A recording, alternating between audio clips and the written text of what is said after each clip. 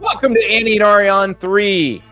We are back live, diving into a debate that doesn't even need to be had, Ari. But here we are because they can't seem to get it done. Notre Dame and USC. Lincoln Riley talked to our guy Pete Nakos yesterday, Ari. And it's a really good story. Talked about all the stuff that they've done since he got there, how they're trying to revamp USC.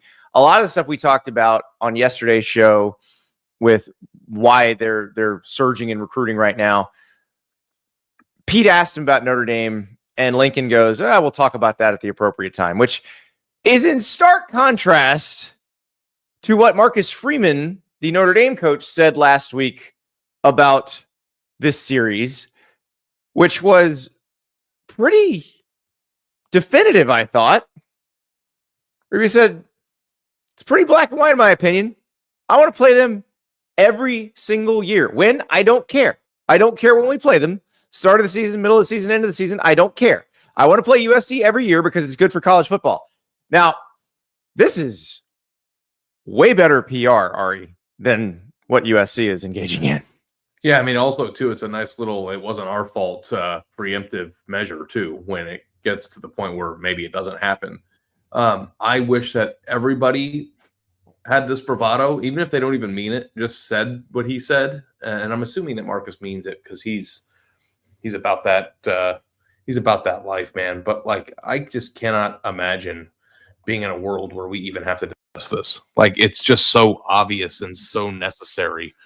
And like, I think that we do need to have a discussion about Notre Dame and like how this might be more advantageous for them. Like, I think that like competition is good. Good games are good is like a kind of a boring thought process. But the question that I have more than anything about this is, does Notre Dame want to ensure that it has as many marquee games as possible as far into the future as possible in order to just ensure that they will continue to be an attractive resume moving forward to whatever system? I think that's what the Clemson series is all about. That's why 12 years of Clemson is happening. And I think it was insurance in case the USC series goes away. Ben in the chat, in this age of college football, why would USC take the risk? I don't know, to not be soft. Like Andy, our editor texted me today right before Luke, if you're watching, I saw it. I will get to you when we're done with the show. He asked me, who are you going to piss off this week? Is that it? Is it USC's turn? Like, I don't know. Like, maybe we'll do a ranking of softest things that a human being can say in college football and not playing our storied rivalry against a really good opponent because we've got nothing to gain as maybe number one. Well, here's the thing. Like, somebody's lying here because the USC people say, well, if they'll play us in September, we'll do it. That's what the USC fans, that's their spin on this. Marcus Freeman says, we'll play you anytime. So who's not telling the truth there? And we'll find out. Somebody's not telling the truth there. Well, my hope is that they're both telling the truth and they'll figure it out. Yeah, I don't care when they play it. Just play it. Like, nobody cares. It's I don't not know. Complicated. Like, let me ask you this, Andy. Are you even precious about timing of any game anymore? Like, if the only way the Ohio State-Michigan game or the Iron Bowl could happen was in September, would you hate that? How sick would it be? And I know that this is just a complete... Listen, guys, it's June 5th. We've got a long way to go here. If the Iron Bowl was for opener, yeah, I would like that. I think that would be cool. Like, I know that like you want their teams to be the final product of themselves and have all year to build up to it. But like, you want to talk about off season? Like, what if we were just prepping for USC, Notre Dame, Ohio State, Michigan, and the Iron Bowl in week 1? Or you can bounce it around the schedule. Like the Florida-Tennessee game, when the SEC went to divisions, became essentially the SEC opener for both teams usually. And it was usually week 3 or week 4. And at the time, they were the two best teams in the SEC. So the de facto SEC championship game was being played early in the season. And then 9/11 happens, and unfortunately, they had to move it to December. And that game in December turned out to be for the East and was awesome. So you could, like, even if you bounced it around, it wouldn't be bad. Like, that's one thing that the SEC, you know, they just flipped their schedule from last year, but they also flipped when the games happen.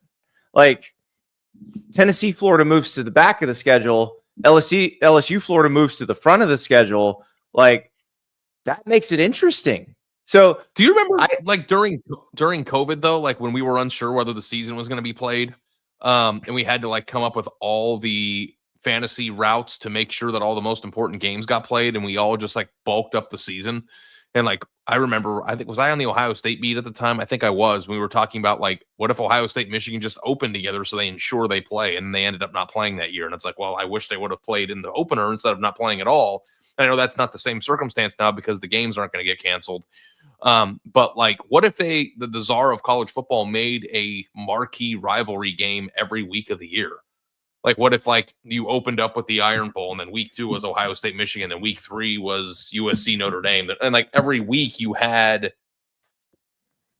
college football as a whole had a rivalry game every weekend. Like, that would be badass. That would be because, sweet. Like, I do think that like, there's something to be said about the final Saturday in November and how they all happen at once. But it almost feels like there's this sounds bad because I love it. I don't mean it this way, but it's almost like there's too much good football on the same day when you have other Saturdays that are kind of And it's you're like, thinking like a TV programmer, or you're spreading it out. You're spreading the wealth. Well, I mean, it's just like, I remember last year, like Ohio State and Michigan lost. And then 2 hours later, like that was the most monumental regular season result of the year. And like, we're already off to A&M in Texas. Yeah. And it's just like B-Dubs in the chat. Notre Dame is trying to fatten up their schedule without being in a conference. USC doesn't need Notre Dame anymore. Nobody does, really. Every game you're talking about is in conference. Not true. Florida State, South Carolina, Clemson, Georgia Tech, Louisville, Kentucky. That's the thing. All you guys who are trying to say, well, we're in this conference now, we can't do it. That's the relevant. All of those people make you look soft because none of them are getting rid of their games. Well, there's also two. It's not just that. I think that comment is probably a reflection of people like trying to squeeze. Like, there's this like obsession, I feel like, with Notre Dame joining a conference. And I feel like this is like a fan's perspective of saying nobody needs Notre Dame anymore. Join a conference or get bent. And it's like, that's not like, I feel like people think that as long as people just cancel the games with Notre Dame, they'll have no choice to do it. But you're not recognizing how much the teams that play them gain from a TV viewership standpoint. You don't realize how much Notre Dame helps, beefing up the television packages of the networks that it appears on out of conference. And also too, like the tribalism of conference games and conference games and conference games is the reason why we're headed to a Super League. Like we're gonna get into that later in the show. It's something Joey McGuire said. Like, this is getting so freaking dumb about the conference arguments and the Big Ten and the SEC and the Big 12 coaches. It's getting really stupid at this point. So the Notre Dame thing is interesting because they're not in a conference, and everybody's like, oh, the Notre Dame schedule is terrible. Ari, just off the top of your head, how many power conference teams does Notre Dame play this season? I think all their games are against power conferences, aren't they? Not true. 10. They play 10. But Navy. I forgot about Navy. The two non-power conference schools are Navy and Boise State. So you have the group of 5 school that made the playoff last year is one of them, and the other one is Navy, which beat the American champ in the last game of the season. So I'd say that's a fairly challenging schedule. They play at Miami. Texas A&M comes to them. They're at Arkansas. They play USC. Now, obviously, they have that ACC scheduling deal, so they're going to play 5 ACC teams a year. And according to the ACC, 6 when Clemson's not in the rotation, because they're going to play Clemson every year going forward for the next 12 years. So you can say that's not a hard schedule, but I'd say that it stacks up with a middle-of-the-pack Big Ten schedule, which is what USC plays. Notre Dame's schedules are always genius because they have marquee games that are great on the helmet, and then you find out that like if they went undefeated against the schedule, it would look super impressive, but it might not be like it's not even in the same galaxy as what Oklahoma is facing. Like, but I feel like that's is it in the same galaxy of what USC is facing is the question, and I'd say yes.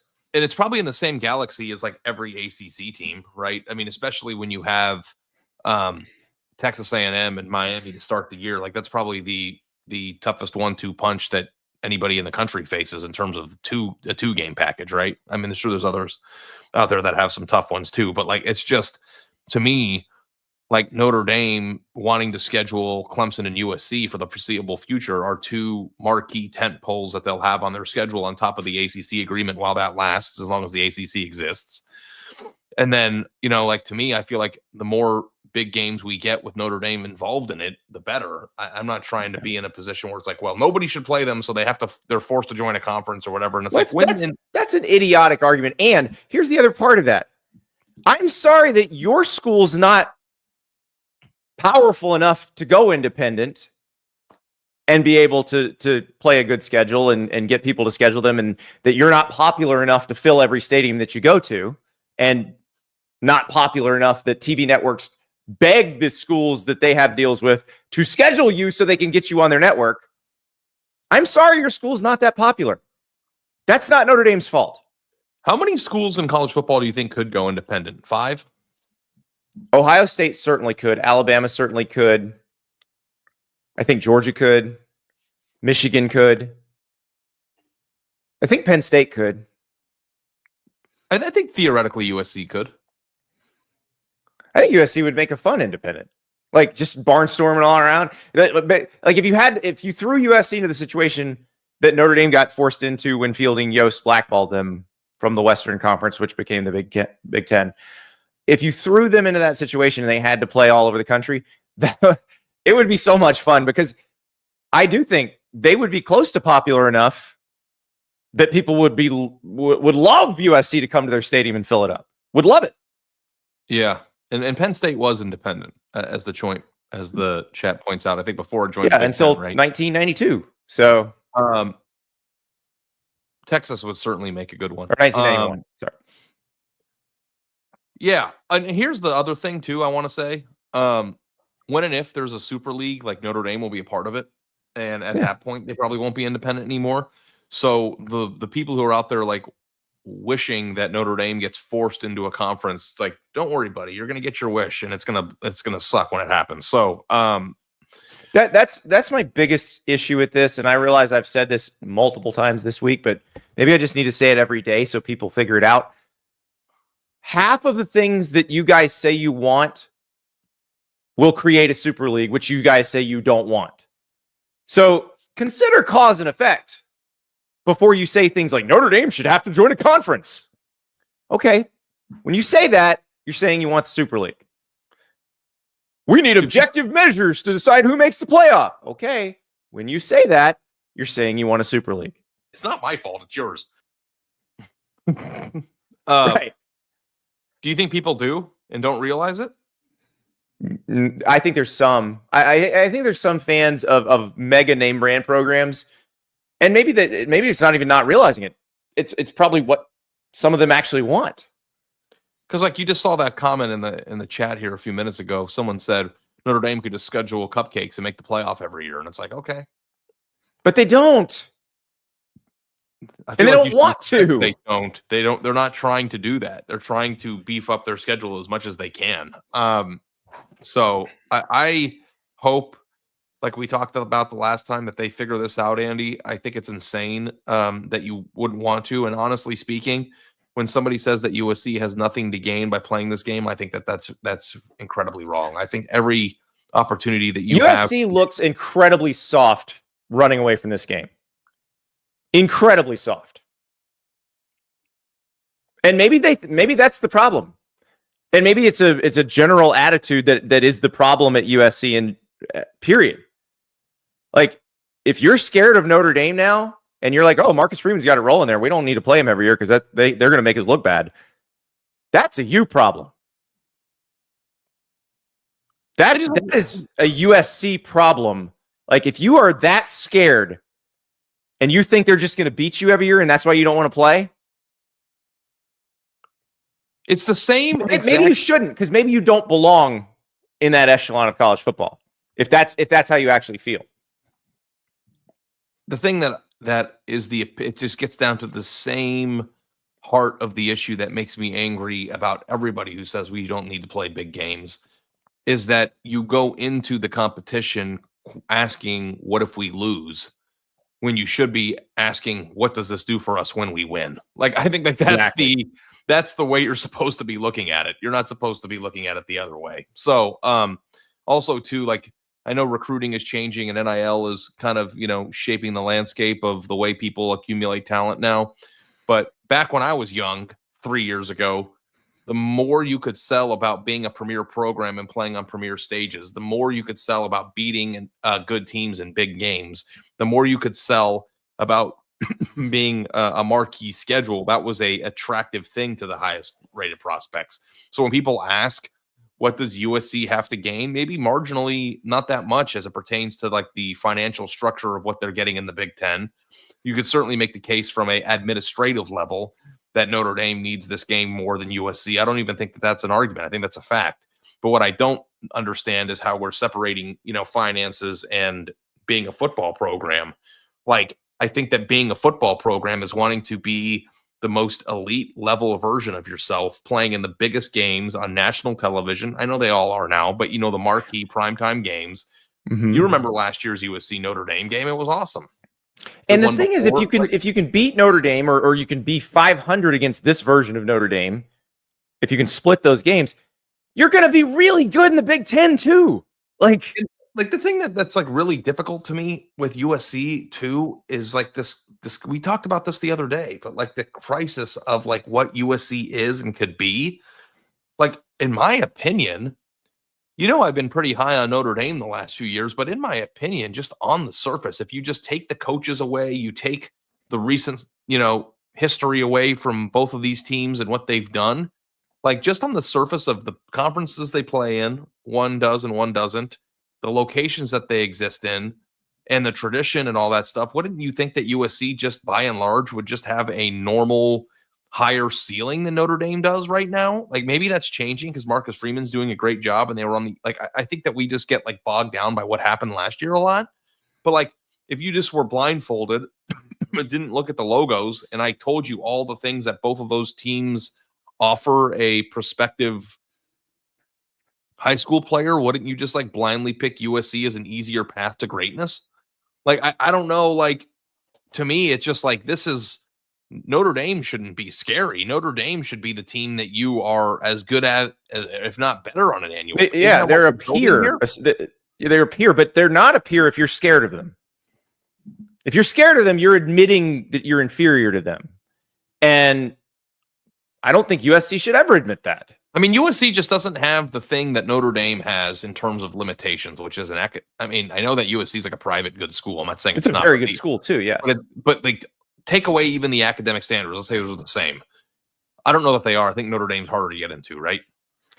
Notre Dame's harder to stay in because they lack majors that are easy, for lack of a better term. But unlike most schools have majors that are fairly easy, Notre Dame's typically are fairly challenging. USC is a really good school, though, isn't it? Yeah. So Gerald, Andy talking out his ass. USC isn't scared to continue playing Notre Dame. They just aren't going to do it on Notre Dame's terms, nor should they.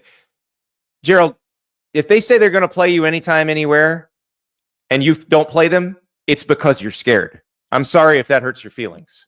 Like I said, somebody's lying here. Either Notre Dame doesn't really want to play them anytime, or USC is just saying, oh, it's got to be in September, even though Notre Dame will play them in September. The question you have to ask is, if the head coach says we'll play them anywhere, anytime, any place, the alignment behind the scenes of those suits that make the decisions also have to agree with that. So, like, Marcus Freeman can say and think whatever he wants. Well, but that's also that could blow up in his face, though, because if they really aren't saying that, and that's what I'm saying. I'm not entirely putting this on USC. I would like to know, does Notre Dame, top to bottom, actually feel that way?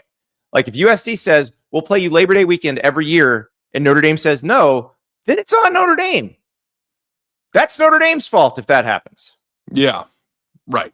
So, but to put a bow on the point I was going to make is, even if you think that there are similar academic schools and USC is very hard to get into, I know state schools in California or USC and UCLA are really hard academic institutions.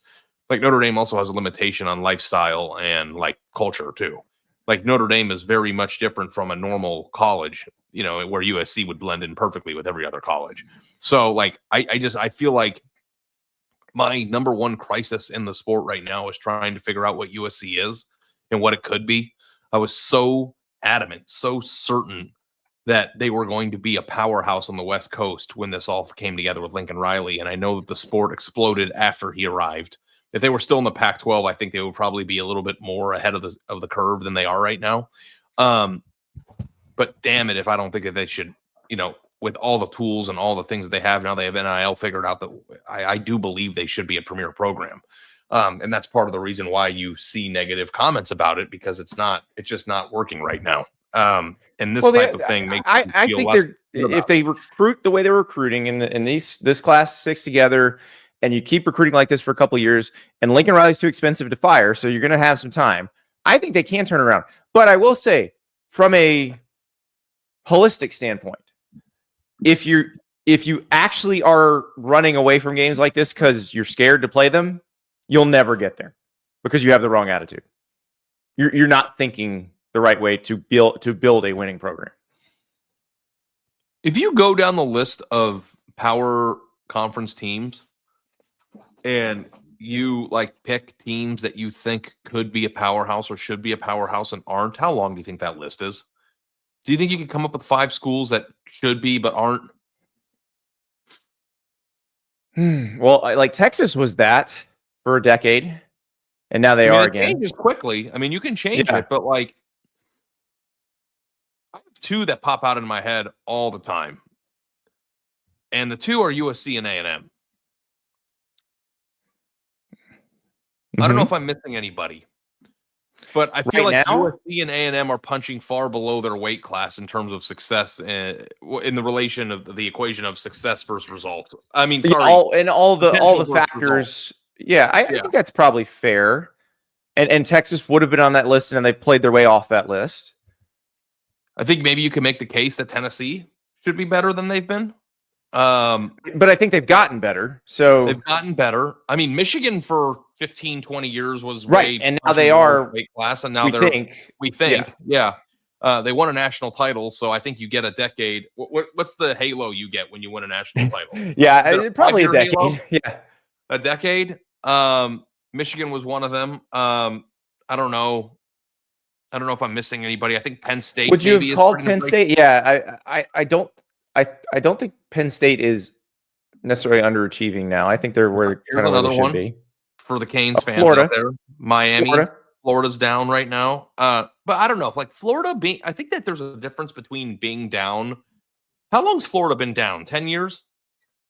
Well, it depends because like the first 3 Dan Mullen seasons were double-digit win seasons. Like, well, I guess the pandemic year wasn't, but they didn't play that many games.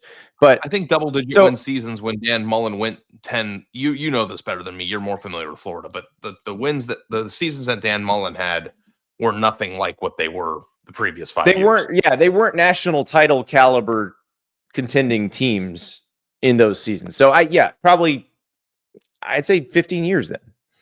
So Florida State fall into that category? Right now they do. I mean, they're out of the halo. 2013 was the national title. And they went undefeated 2 years ago. I don't know if that counts, but I think that counts.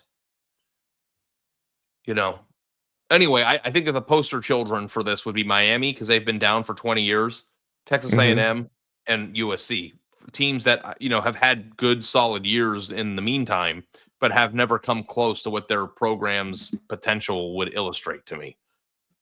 Well, and USC of those is the most recently dominant because Pete Carroll showed you what USC at optimum capacity is.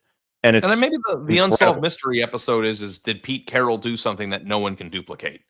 Like, did what Pete Carroll did at USC has propped up the program into fooling us into thinking there's something that they're not? I don't know. Well, it's like I say all the time with Florida.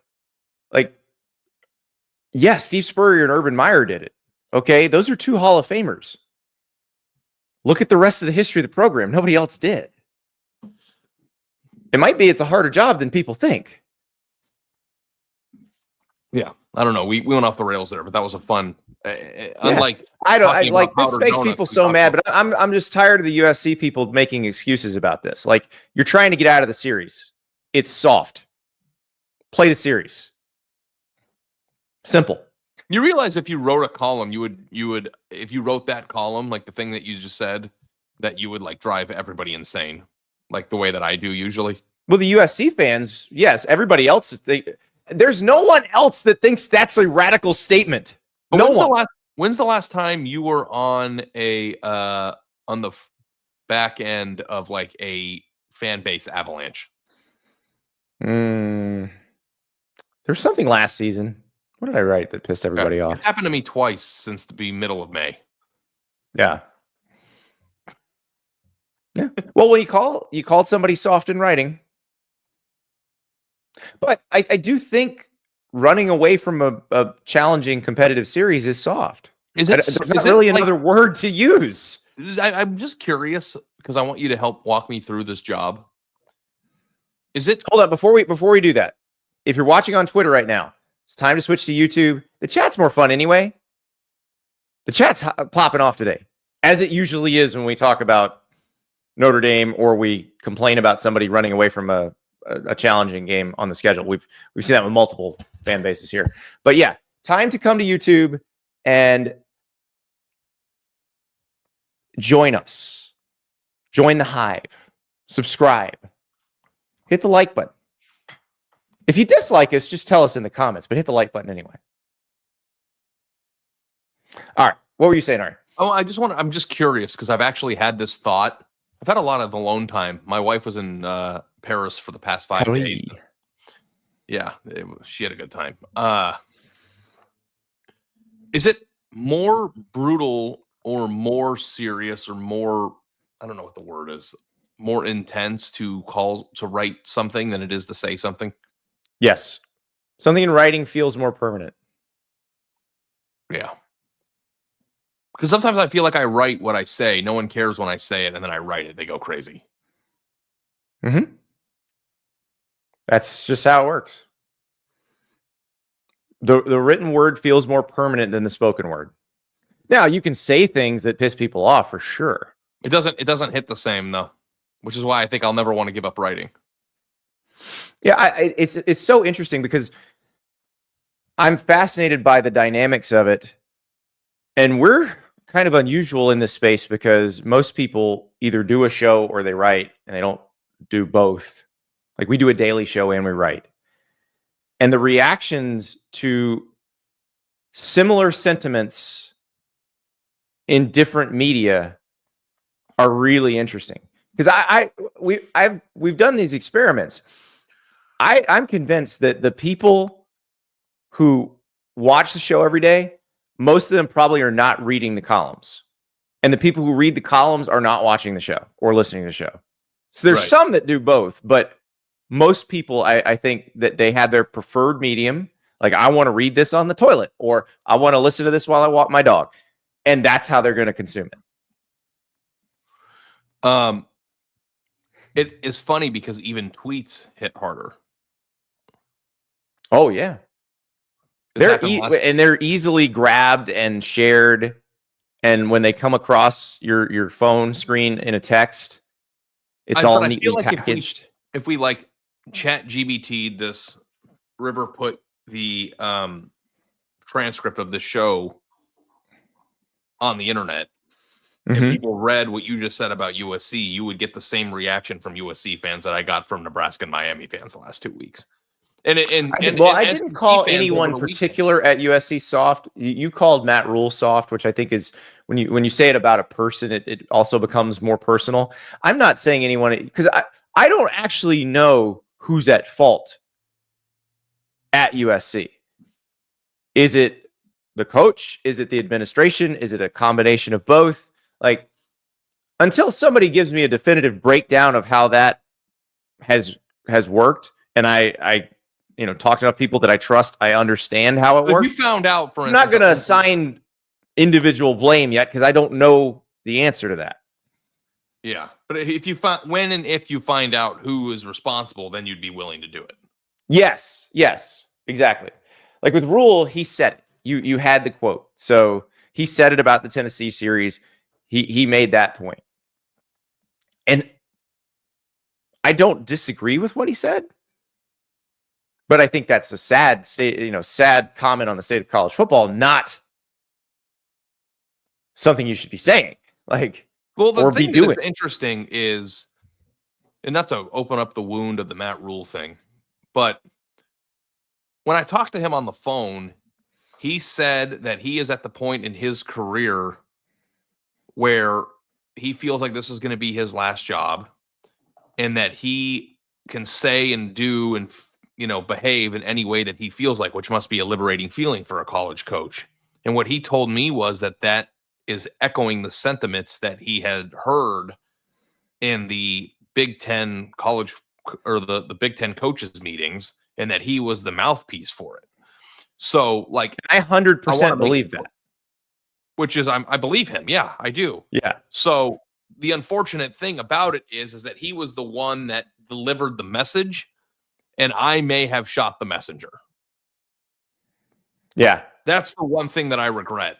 But also, yeah, and that is actually, it's a good segue into what I want to talk about next, because we have to be careful how we respond when people say interesting things, because we want people to say interesting things, and sometimes our response sort of blunts that and blunts their desire to continue to say interesting things. So let's talk Ryan Williams, because he went on John Gruden's Barstool show, and Gruden asked him what happened in the Vandy game, and I thought his response was fantastic. What happened to you guys against Vanderbilt? Man, they played a better football game than us this game. We came out slow, and they capitalized. They held the ball. They had their game plan, and they executed. What do you say to your team when you got Vanderbilt this year coming into Tuscaloosa? Man, going into this game, it's we don't call them revenge games. So we gonna kill an ant with a sledgehammer this year. So I mean, just every game that we fell short last year, we definitely got red eyes going into them. So we're going to kill an ant with a sledgehammer, and we've got it in our lower third graphic on the screen here now. That's the one that got passed around. The part where he's like, they just beat us fair and square. They straight up beat us. Didn't make a lot of headlines. But I love this. And Diego Pavia then responded on his Instagram story. He played a Gucci Mane song and highlighted the lyric, "They acting like they tough, but don't want no confrontation." This is great, because you know what I don't have a problem with ever? A player saying their team is going to win a game. Like, we always go crazy when a player predicts a victory in a game. Like, that's awesome. This is awesome. Like, we need more of this. Yeah, I think that, too, when you say we have to be careful about the way that we react when people say things because we want them to be interesting. I think that there's a fine line, because, if you are Alabama and you are one of the best players in college football and you say we're going to kill an ant with a sledgehammer, there is absolutely nothing offensive about that to me. No. I feel like saying interesting things and saying things that are perceived to be as weak are different. Like, if you say positive, colorful comments about, asserting dominance, that's what sports is. That's the reason why boxing exists, right? Like, that's the whole. So, the thing about it is, you want to criticize people because people want to read the criticisms of things. But, if you write a column, Ryan Williams needs to shut their mouth, they lost last year, you're insane. You know what I mean? No. There's a line there. Talk your stuff, Ryan Williams, and talk your stuff, Diego Pavia.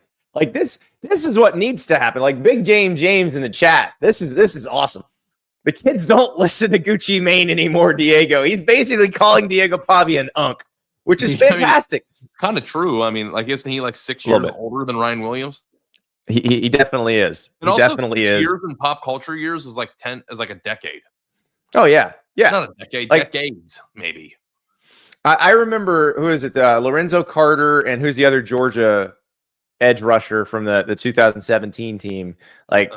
Talking about Gucci Mane lyrics in the locker room, and that's closer to Diego Pavia's age cohort than Davin Bellamy. That's the other one. Davin Bellamy is the one that said, humble yourself to Baker Mayfield. So, like, I love all of this. The more trash talk, the better. I kind of hope the NIL era and the loosening of the program's grips on the players as they express themselves results in more excellent trash talking like this.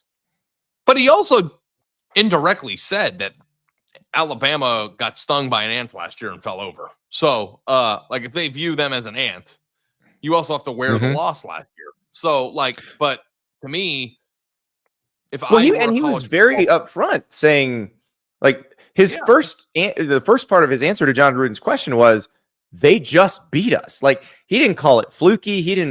He correctly summarized the game. Like, he just beat them. Yeah, I think it's entertaining. I have zero issue with either side saying what they said. Yeah, and if I were love a good this college football player, do you have any idea how I would behave, Andy? If I were like as good, you would be insufferable. I would be the person that they would hire. The SID wouldn't make available. I know, and that's the problem. Like, I don't want any of these guys to not be made available. I want them to be available to say stuff like this. It is kind of crazy to think, though, like if you would have thought, like at the height of the Nick Saban era, that like Alabama's best player would be talking crap to Vanderbilt, you'd be like, something went really wrong here. Well, and there's your think piece, Ari. There's your June 5th think piece. Kalen DeBoer has lost control. Clearly, Alabama has fallen from the ranks of the mighty. No, I don't. I ran into it last week with SEC fans who misunderstood what we said on the show 900 times, and I think I'm going to give Alabama a break for a while. Are you getting soft? Maybe, yeah. I don't know. You can't handle a little criticism. Criticism is one word for it. What I can't, you got to stop reading the replies. As I get older, like my dad and I were in the car, and he goes, "I love road trips, but let me tell you, as I get older, they really take a toll on my body in a way that they didn't used to." Right? Like that's like what an older person would say. So I'm going to say something that makes me feel like an older person. My energy for dealing with conflict that goes outside the scope of disagreeing with what I said is waning. I don't have as much patience as I used to dealing with people who are yelling at me about something that I didn't say. Like that. I think that's healthy. I'm glad you're coming to that, because that's one thing you and I have talked about over the years. And my wife sat me down a few years ago and basically was like, you got to stop this. You got to stop arguing with these random people. Like, you remember the cartoon, the meme where the woman is sticking her head through the door and the dad's, or the guy's at his computer, the husband's at his computer, and you can tell she's exasperated and wants him to leave the room. And he goes, "But someone is wrong on the internet." Yeah, like that was me. And my wife's like, "You are a terrible person when you're like this. You have to stop." Yeah, and I can't stop arguing. And the one thing that I will tell you about how I feel is, if I write a column, it's not designed to get everybody to listen or everybody to agree with me. It's designed to elicit a reaction. And some people be like, hell yeah, that's right. And some people be like, this guy's an asshole. And like, that's okay. There it is. But I do feel like whenever I write a column, 100% of the time, my position I can argue about vehemently. Like there's nobody that could tell me I'm an idiot and then survive a argument with me that they would not feel the brunt of what I feel. What I cannot do is get words put into my mouth and then argue with them about the things that I don't say. And that happens every day now. And it's like, it blows my mind and it bothers me. Smash the numbers, Ferris Khan. I wish I could say I think you're being a conspiracy theorist, but I think you're probably right. Social media is controlled in large part by AI. Real content like Andy and Ari is becoming more rare. That's right. Do you think that like there are times that I am arguing with AI? Like, is that like actually happening? Yes. Because if that's the case, then I really have no patience. I do actually wonder, do some of the AI companies train their models by creating social media bots? Like that seems like an easy way to train. So like if a person has like an American flag and one follower and they're like talking to you. Why's it got to be an American flag, Ari? What? Why's it got to be an American flag? It's always an American flag. No, it you know what it always is? It's a person in their car wearing sunglasses. Yeah, I feel like the American flag is very prevalent in the one follower hateful people, and I don't know why. I don't see. I love the American flag. So do I. Let's bring Betsy Ross into this, okay? I'm just telling you the type of profile you come across. I know what you're saying. But like, yeah. So if I'm arguing with a robot, then I'm like truly played myself. Although it does feel like I'm arguing with a robot anyway, because there's nothing that can ever be said to get through to anybody who's doing that to you. So, yeah, I want to argue about my points, and I don't want to argue about things I didn't say. That's the, and I feel like the thing is, the people who are then accusing you of saying something you didn't say, if you don't know that person, or if they're not someone with a, in our business, like with a large following, if you just ignore it, nothing will happen. So and you should just ignore it. And by arguing back, I'm just giving them what they want. Mm-hmm. Exactly. Because there are people who just want to get a rise out of other people on the internet. And there's been, not to make this a political, there's been a pretty high uptick in anti-Semitic rhetoric too. That's kind of wearing on me. Right. That's more prevalent now than it's been ever in my career. Right. So, it is. But yes, demonstrably more prevalent. So anyway, yeah, I get it. And especially that's something that I don't have to deal with when I say something that people disagree with, and you do. Yeah, they'll just come up with something else about you. But I feel like we're they come up with they don't have much left. I gotta say this, man. I'm not as fat anymore. Like I know, everybody calls me fatty still, and I'm like, okay, like I got about 3 more months left, and I think that's out the window. But the thing that I will say is I feel truly bad for the people who walk around the world truly believing that like Jews are the problem, or somebody else is the problem, or that anybody else is the problem, like that you can't like reconcile your own life, and that you have to like view that it's someone else's fault. Like you are so beyond salvageable as a human being. Like there's I actually have pity for you. Like things go wrong in my life. What I tell the kids is judge every single person individually on their own merit, and life will be a lot better. Period. I just couldn't imagine blaming somebody else or feeling like my life is not as good because faceless enemy that's doing something to bother me in my life. Well, it's the ultimate loser talk. It's my life sucks because some unknown, unnamed force caused it to be that way, instead of I'm a loser. And if that unnamed force would just leave me alone, I would be prosperous. That's the most ridiculous, most irrational thing in the entire world. You're a loser, and you're going to be a loser no matter what, because you're a loser. The only thing that would stop that is you stop being a loser. Yeah. Anyway, let's go to the next topic. But that's the other thing. All right, moving on. The conference thing. I'm getting sick of it. We have the SEC saying our schedule is so special and blah, blah, blah, blah, blah. And then we have Ryan Day saying the Big Ten earned all those. Okay. We get it. The SEC schedule is hard. The Big Ten schedule is hard. We get it. And now we've got Joey McGuire from Texas Tech. And he says on SiriusXM, we've got to take some of the bias out of the conferences. That this is a tougher conference because this and this and this. Let's fight it out on the field. Great point. We love Joey McGuire here. His life advice of always order biscuits and gravy on the menu, if it's on the menu, is great life advice. I'm going to disagree with Joey McGuire here for one specific reason. River, please put up Texas Tech's schedule. Texas Tech's non-conference schedule this year is Arkansas, Pine Bluff, Kent State, and Oregon State. That's don't get to say that if that's your non-conference schedule. Sorry. Schedule better teams, and then we'll talk about that. You're not fighting it out on the field. So that's not the written word, so I can just say it. because I love Joey McGuire and I am super excited about Tech this year. The people in the conferences that are categorically weaker always say this. Yeah. Yeah.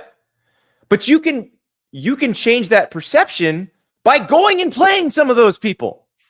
And I realize not every SEC team is going to schedule at home and home with you. They don't want to come to Lubbock. Well, guess what? Bobby Bowden didn't need that.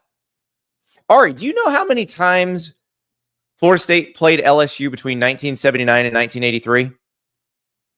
4. 5.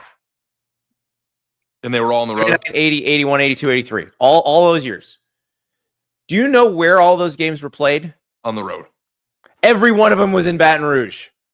Florida State went 4-1, including the win where Bobby Bowden decided, I'm going to stay here and build this rather than take the LSU job.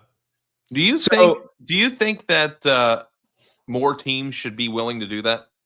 Because you don't see that very often. If you think that people perceive you as inferior, then take a check, get on the road, and prove you're not. It's very simple.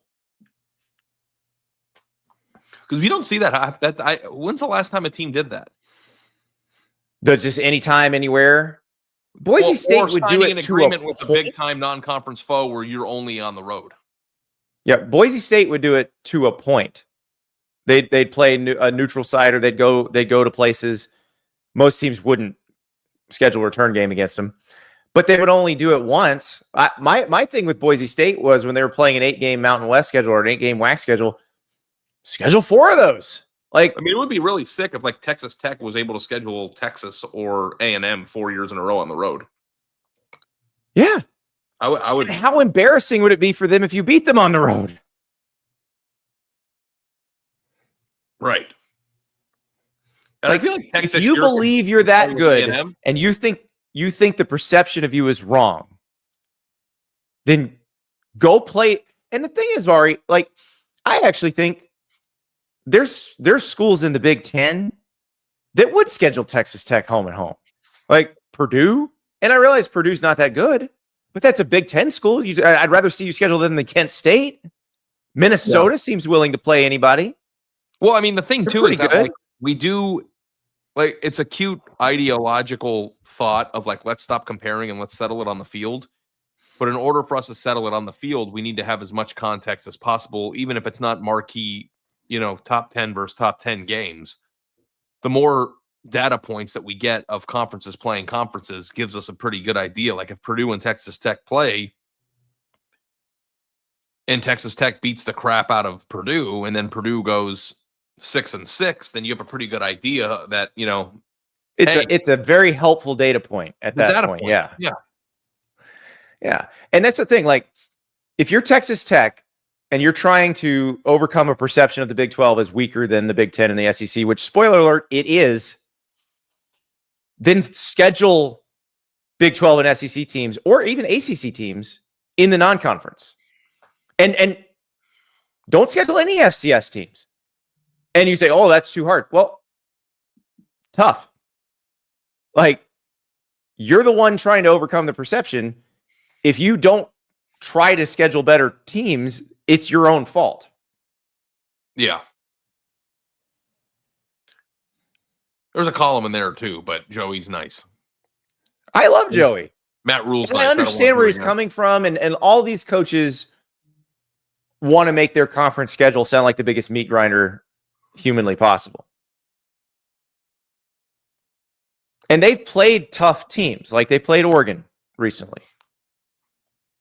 But do it every year. Yeah. And don't say we're going to have 2 easy non-conference games. Schedule 3 hard ones. Especially if there's going to be AQs in the playoff. Now, the rhetoric I'm hearing lately, Ari, and this seems to change week to week, is that the 5-11 thing may happen for a lot of different reasons. The lots of auto bids being potentially an antitrust issue, chief among them. But if you have the 5 highest ranked conference champs, the Big 12 champ's going to be one of those every year. So even if you schedule hard non-conference, you can still win your conference and get in the playoff. If you don't do the automatic qualifiers, why are we going to 16 again? So that the people who are mad about being left out are happier because fewer teams get left I out. thought we had to get to 16 to get 4 and 4 autos bids. But No, if you throw that out the window, We're then going to stay at 16 12. anyway. Ari, you know that. Come on. I know, but it's just like that's the thing that's annoying. It's like, okay, I understand the necessity of going to Inventory. It's 16. also inventory. Like, I understood the necessity of going to 16 when you needed 4 and 4 for the Big Ten and the SEC. But if that goes out the window, you don't need nobody 16. needs to do anything. I know. But I'm saying from a mathematical standpoint, you would have to go to 16 if you gave 4 auto bids to the 2 major conferences, because that would be the whole playoff otherwise. You could do 14 with 1 at large, and that's what they were talking about for a minute, and then they came off that. I mean, 16, 5-11 is fine with me. I think it makes more sense than the other one. Now, the SEC is going to say, well, we're not going to 9 conference games in that case, which I think is also soft. Like, play 9 conference games. You make more money. Like, what? You're just going to turn down money from ESPN because you're scared of teams in your own league? Yeah. A lot of the playoff expansion discussion has exposed so much softness. It's insane. Yeah. Now, River, do we have the graphic from the SoCon, from the Southern Conference that they put out yesterday? The Southern Conference, so this is the league that has like Furman and Wofford and East Tennessee State and Chattanooga. They're in the FCS. So they are completely out of this college football playoff discussion. They have their own playoff in the FCS. But this was really interesting because they said this not about the stuff we argue about all the time because they're not involved in it. They said this about every sport. Committees should be empowered to make the best decision possible in the interest of a sport and its championship. The possibility that selection decisions and seeding could be influenced by the desire to retain committee seats based on success makes it time to move to metric-based only selections and abandon subjective committee votes that lack transparency. So they're talking about this not just in football, which in their brand of football, they have a selection committee, so they got to deal with this. But and it could be a committee about baseball, the Plumbers Association. If people are making decisions and someone doesn't like the decision that they made, even if it's the right one, what do? You attack. That's the playbook. Like, it doesn't matter what it is. Here's the thing. There is an example that they cited in what they put out. I don't believe any of their schools play hockey, but the NCAA hockey selection committee, essentially, I think it has some power over seeding, but they don't have a lot of power in terms of really subjectively saying who gets in. They have this formula that uses the RPI, and they have these comparison points where it just compares each team head to head down the line, and there's an algorithm that does it. And that's how they decide who the at-larges are. Now, I would argue it probably works better in a smaller pool because NCAA hockey only has 60 teams and 16 of them make the tournament. But I think that's what Greg Sankey and all these people have been talking about. So, I don't think you can do it in football, is what I'm getting to. The metric that's most important in football, without question, is quality wins. And the way that you can get quality wins is by playing a harder schedule. But what people don't want, Ari, is you, Ari Wasserman, a person, saying what is a quality win. They would like an objective measurement of what makes a quality win. But the quality win measurement, and the thing that I think I want to get to this is, okay, how do we judge a quality win in late November? By using the rankings that are current and up to date, which is the most objective way of deciding what a quality win is. The rankings that are made by people. That's right. But we have enough. It's not objective. That's entirely subjective. Andy, if you beat a team that ranks number 14 in the college football playoff ranking in November, that means that team people decided you're missing the whole point here. No, I get it, but I don't know. I guess like the problem is it's nice to want this, but a sport that only plays 12 games a year, where teams are only playing 3 or 4 non-conference games, doesn't work in this way. Like in college hockey, where they have a system that is more objective, they play like 34 regular season games. They play like 10 out of conference games. And I'm not familiar with college hockey, but how big of a gap is there between the 28th best team and the 4th best team? There's probably a decent sized gap. Yeah. But they're also a little bit more homogenous because there's only 60 of them. But the point I wanted to make, though, is that even though we got to a point in college football where the most important identifiable metric for your judgment has in turn turned people into discussion about how they can make their schedules weaker. And I think that's hilarious. It's awful. And I had a mailbag question. Do you think they'll ever go back to all non-conference schedules being all power conference teams? And they sent me an example of like, Purdue's schedule in 1967. And you could do that with anybody's schedule in 1967. Like they just played power conference teams. They didn't play any lower division teams. And the reason all of that started, it was in the BCS era, because the BCS prioritized being undefeated. And being undefeated is not the way to do it. Like if you got teams, like if we're going to make the SEC go to 9 conference games and we're going to bully USC into playing Notre Dame and everybody's scheduling really good games, we have to accept that the best team's probably not going to be undefeated. I mean, hey, we've already accepted that in this current model. You and I have accepted that. I don't think the average fan has yet. Yeah, I guess. This whole thing is crazy. People are like, bring back the BCS computer. Why? So we can spit out the same exact results as the committee?